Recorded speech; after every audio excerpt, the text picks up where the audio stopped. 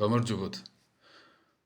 ძირითადად ადამიანები ჩვენ გვიყვებიან ხოლმე თავის დარდებს, თავის გულის ტკივილს. მაგრამ დარწმუნებული ვარ, თქვენს გაინტერესებთ, რაზე დარდობენ მღვდლები, რა არის ჩვენი გულის ტკივილი. 98 წლის იანვარში გარდაიცვალა ჩემი დიდი ბებია, ბაბუის დედა. ეს ადამიანი ცხადში ხედავდა. ვიღაც შავი კაციო, ყოველ ღამე მოდისო და მცეემსო. ასე გრძელდებოდა რამდენიმე კვირის განმავლობაში.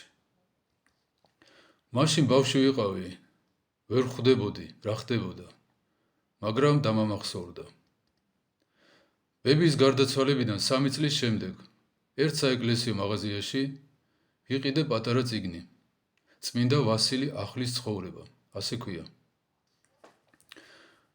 წიგნში აღწერილია, რა ელოდება თითოეულ მომაკვდავ ადამიანს გარდაცვალებამდე და მას შემდეგ, რაც გადავა სულთა სამყაროში. მახსოვს, სახლამდე ვერ მივიტანე წიგნი. ქუჩაში ასფალტზე დავჯექი და სანამ ბოლომდე არ წავიკითხე, გზა ვერ გავაგრძელე. 1500 წლის წინანდელ წიგნში ეწერა ის, რასაც ბებია ხედავდა 98 წლის იანვარში. შემდეგ იყო ასეთი მეორე შემთხვევა, მესამე, მეათე. მომაკვდავები ხედავდნენ იმას, რაც ადამიანის თვალით არ ჩანს, ამას ყვებოდნენ. და ეს გრძელდება დღემდე.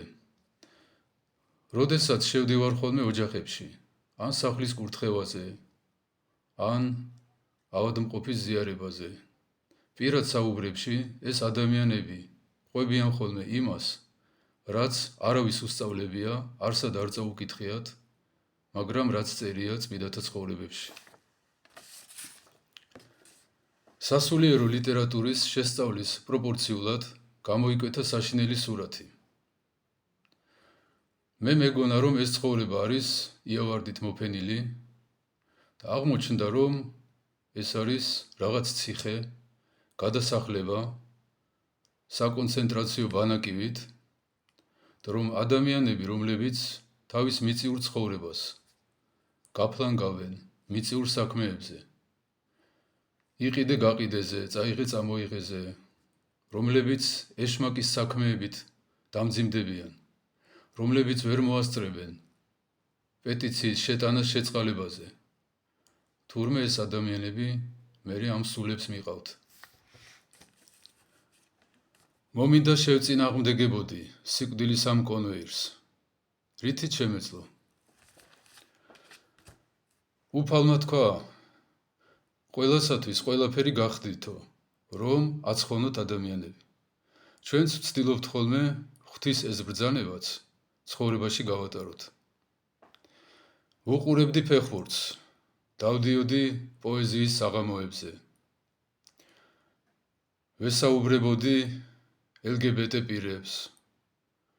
დავდიოდი რესტორანში, რომ ადამიანებს, რომლებიც თავისი მადიდებლები იყვნენ, რომ წყალობის თვალით მოეხედათ ჩემსკენ, რომ მე ღვთისკენ მიმემართა მათი მზერა და ღმერთთან მიმეყვანა.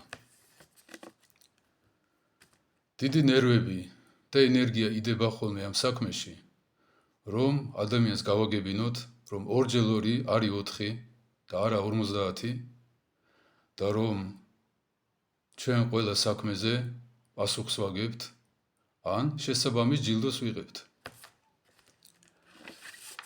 ჩვენმა ერთმა რჩევამ, ჩვენმა ერთმა ტკბილმა სიტყვამ შეიძლება დიდი გავლენა იქონიოს და გადაწყვიტოს ადამიანის საიწავა სასუფეველში თუ ჯოჯოხეთში.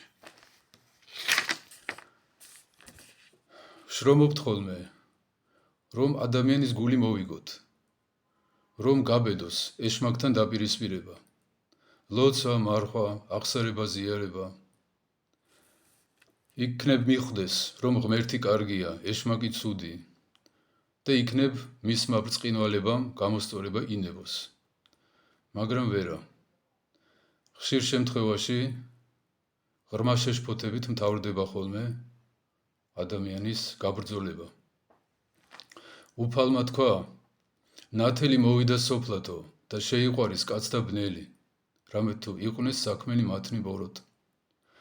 ადამიანებს ცოდვები არ ეთმობათ.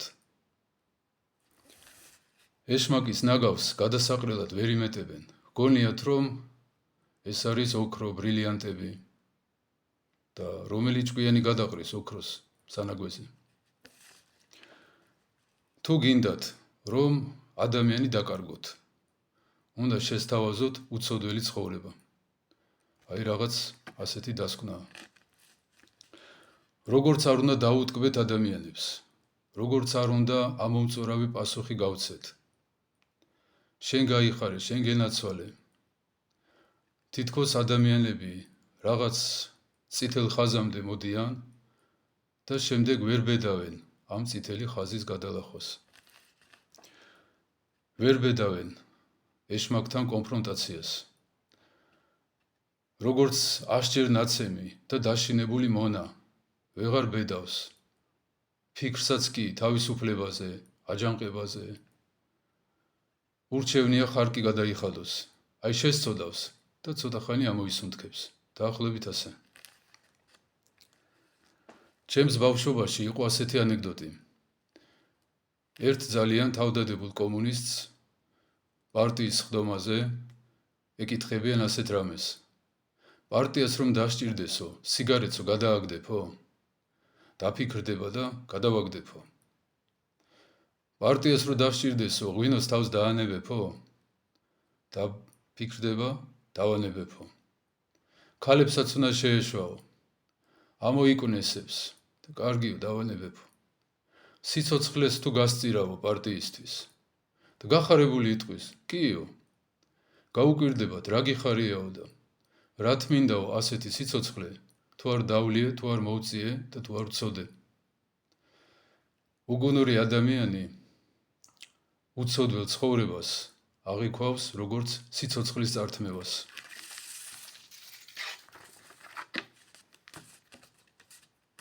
ეშმაკი ადამიანზე მოქმედებს აზრებით.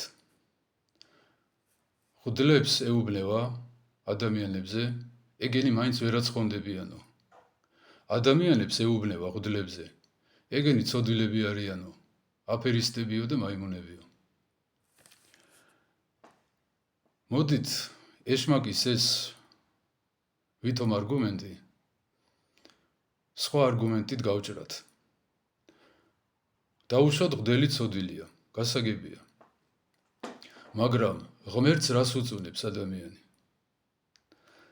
ეს ხომ ღმერთმა თქვა, რომ ლოცვისა და მარხვის გარეშე ეშმაკს ვერ გააგდებთ. მოდით დაიწყეთ ოთხშაბათი პარასკევი მარხვა. დილას საღამოს ლოცვების კითხვა. მერე ნახავთ, როგორ შეიძლება თქვენი აზრები, თქვენი წარმოდგენები. ზოგადად ადამიანი თავის თავში ატარებს უდიდეს პრობლემას. აი ვკითხოთ, გინც საკუთარ თავზე, გინც სხვა ადამიანებზე.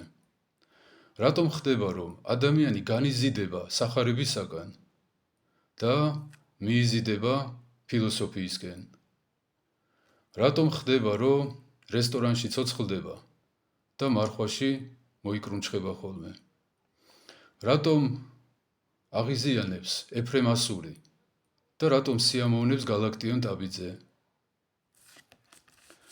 მე მინახია ადამიანები, ვისაც ხატების დანახვა აწუხებდა, მაგრამ ბედნიერი იყო, მაგალითად, მოდების კვირეული როცა იწყებოდა. ჩემს ცხოვრებაში ჯერ გაჩნდა სახარება, შემდეგ მოწყარი. ღვთის გული მოიგეთ, ღმერთს თავი მოაწონეთ იმითი, რომ თქვენ ყოველდღიურობაში დანერგავთ სახარების მცნებებით მოქმედებას. ღმერთმა რო თქვა, მომთრალეთა ცათა სასუფეველი ვერ დაიმკვიდრონ, გაქრეს ღვინო თქვენი ცხოვრებიდან.